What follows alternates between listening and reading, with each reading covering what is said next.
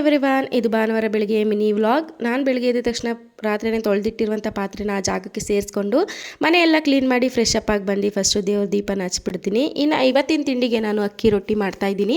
ಅಕ್ಕಿ ರೊಟ್ಟಿಗೆ ಒಂದು ಬಾಣಲಿಗೆ 2.5 ಲೋಟದಷ್ಟು ನೀರು, ಸ್ವಲ್ಪ ಎಣ್ಣೆ, ಹಾಗೆ ರುಚಿಗೆ ತಕ್ಕಷ್ಟು ಉಪ್ಪನ್ನ ಹಾಕ್ಕೊಂಡು ಒಂದು ಸ್ವಲ್ಪನೇ ಅಕ್ಕಿ ಹಿಟ್ಟನ್ನ ಸೇರಿಸ್ಕೋಬೇಕು. ನಾವು ಮುದ್ದೆ ಯಾವ ರೀತಿ ಮಾಡ್ತೀವಿ ಅದೇ ರೀತಿಯೇ ಕೂಡ ಮಾಡ್ಕೋಬೇಕು. ತುಂಬಾ ಚೆನ್ನಾಗಿ ಬರುತ್ತೆ. ಬೇಯಿಸಿಲ್ಲ ಅಂತಂದರೆ ಒಂಚೂರು ಎದೇಳಲ್ಲ ಅದು. ಹಾಗೆ ಒಂಚೂರು ಗಂಟಿಲ್ದಂಗೆ ನಾನು ಬೇಯಿಸ್ಕೊತಾ ಇದ್ದೀನಿ.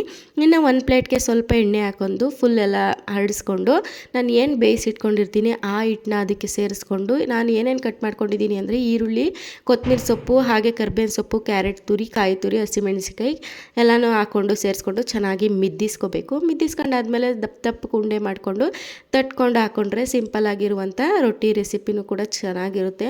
ನಾನು ಇದೇ ಫಸ್ಟ್ ಟೈಮ್ ಮಾಡ್ತಾ ಇರೋದು. ತುಂಬಾ ಚೆನ್ನಾಗಿ ಬಂದಿತ್ತು. ಈ ರೆಸಿಪಿ ಇಷ್ಟ ಆದರೆ ಹಾಗೆ ಒಂದು ಲೈಕ್ ಮಾಡಿ, ನೀವು ಕೂಡ ಮಾಡಿ. Thank you.